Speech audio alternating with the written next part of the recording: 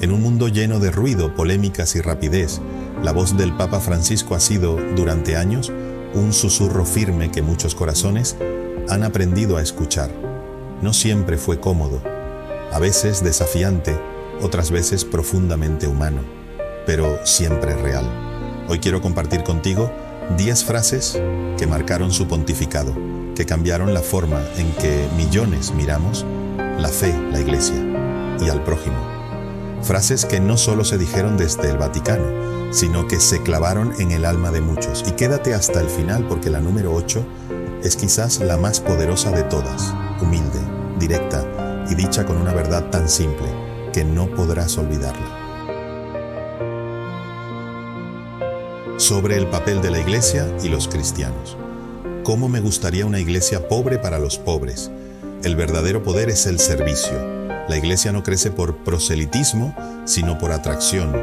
Los cristianos deben responder al mal con el bien. Un buen cristiano no se lamenta, está siempre alegre. Algunos piensan que, perdón por usar esa palabra, para ser buenos católicos tenemos que ser como conejos. No, paternidad responsable. Sobre los problemas del sistema capitalista, debe exigirse la distribución de la riqueza. Los derechos humanos se violan no solo por el terrorismo, la represión, los asesinatos, sino también por la existencia de condiciones de extrema pobreza y estructuras económicas injustas que originan las grandes desigualdades. La crisis económico-social y el consiguiente aumento de la pobreza tiene sus causas en políticas inspiradas en formas de neoliberalismo que consideran las ganancias y las leyes de mercado como parámetros absolutos, en detrimento de la dignidad de las personas y de los pueblos.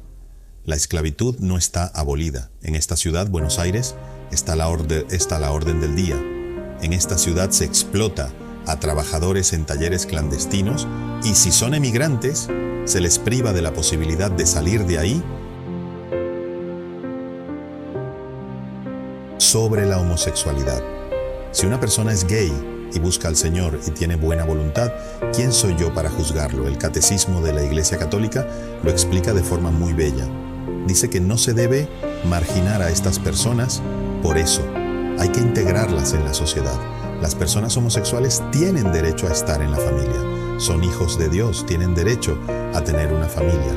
Creo que la Iglesia no solo debe disculparse, no solo debe pedir perdón a esta persona que es homosexual, a quien se ha ofendido, sino que tiene que pedir perdón a los pobres, a las mujeres explotadas, a los niños explotados por su mano de obra, tiene que pedir perdón por haber bendecido muchas armas. La homosexualidad no es un delito. Sí, pero es pecado. Bueno, primero distingamos pecado por delito, pero también es pecado la falta de caridad con el prójimo. Cuando dije que es pecado, simplemente me referí a la enseñanza de la moral católica que dice que todo acto sexual fuera del matrimonio es pecado.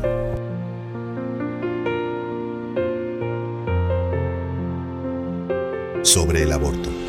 El aborto es más que un problema. El aborto es un homicidio. Sin medias palabras. Quien realiza un aborto, mata. ¿Es correcto matar una vida humana para resolver un problema? ¿Es correcto contratar a un sicario para resolver un problema? El aborto nunca es una solución.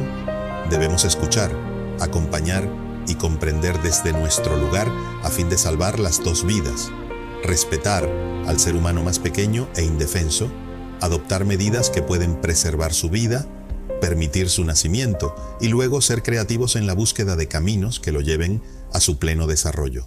Entre los débiles que la Iglesia quiere cuidar con predilección están los niños por nacer, que son los más débiles e indefensos de todos, a los que hoy se les quiere negar su dignidad humana, quitándoles la vida y promoviendo legislaciones para que nadie pueda impedirlo.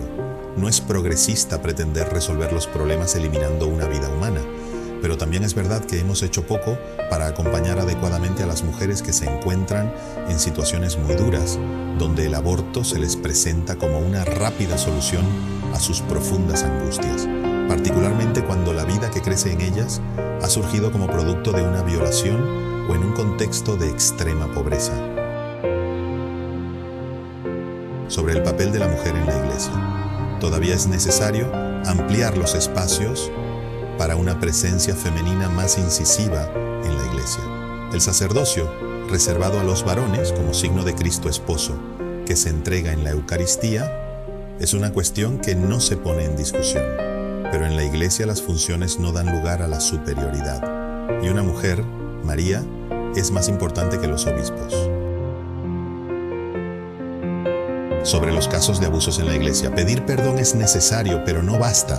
Pedir perdón es bueno para las víctimas, pero son ellas las que tienen que estar en el centro de todo. La Iglesia no puede tratar de esconder la tragedia de los abusos, sean del tipo que sean. Tampoco cuando los abusos se dan en las familias, en los clubes, en otro tipo de instituciones. La Iglesia tiene que ser un ejemplo para ayudar a resolverlos, sacarlos a la luz en la sociedad y en las familias.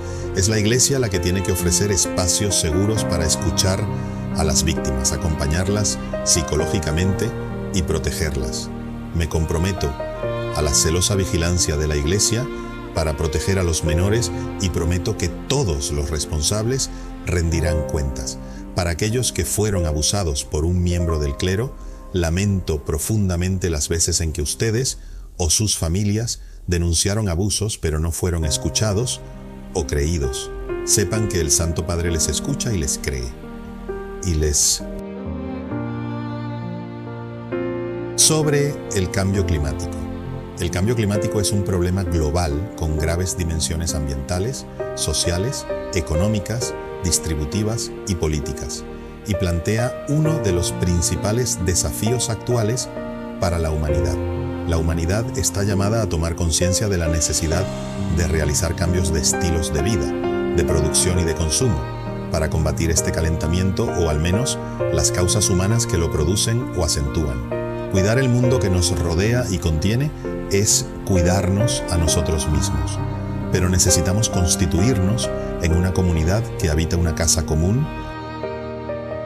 Sobre la eutanasia, lo de matar se lo dejamos a las bestias.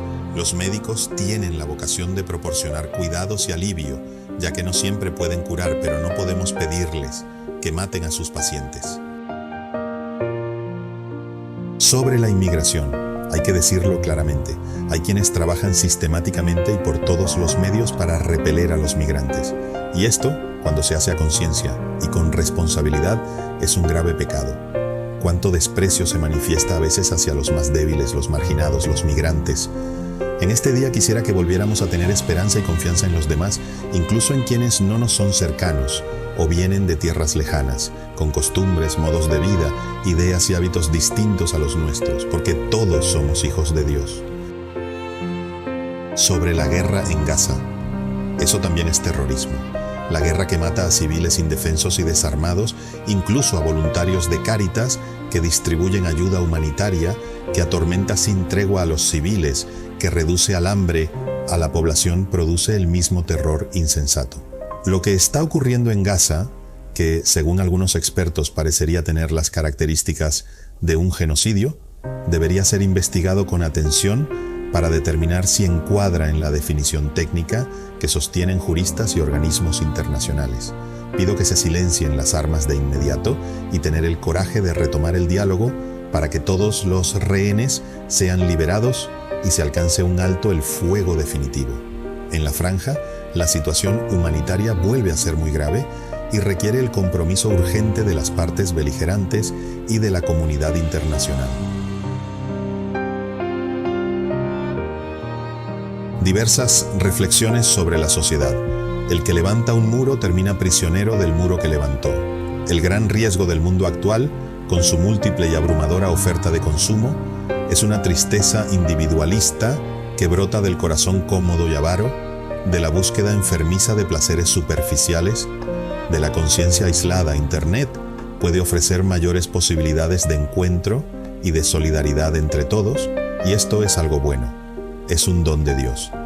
Ninguna desinformación es inocua. Por el contrario, fiarse de lo que es falso produce consecuencias nefastas. Incluso una distorsión de la verdad aparentemente leve puede tener efectos peligrosos. La sociedad tecnológica ha logrado multiplicar las ocasiones de placer, pero encuentra muy difícil engendrar la alegría. Nos acostumbramos a levantarnos cada día como si no pudiera ser de otra manera. Nos acostumbramos a la violencia como algo infaltable en las noticias. Nos acostumbramos al paisaje habitual de pobreza y de la miseria caminando por las calles de nuestra ciudad. La pobreza es el centro del Evangelio. Los comunistas dicen que todo esto de la pobreza es algo comunista. Sí, claro, cómo no, pero 20 siglos después. Hoy no solo hemos repasado frases, hemos recorrido una parte del alma de un papa que no se conformó con ocupar un lugar, sino que decidió ensuciarse las manos con el Evangelio vivo. Un papa que habló claro, que incomodó, que abrazó sin preguntar.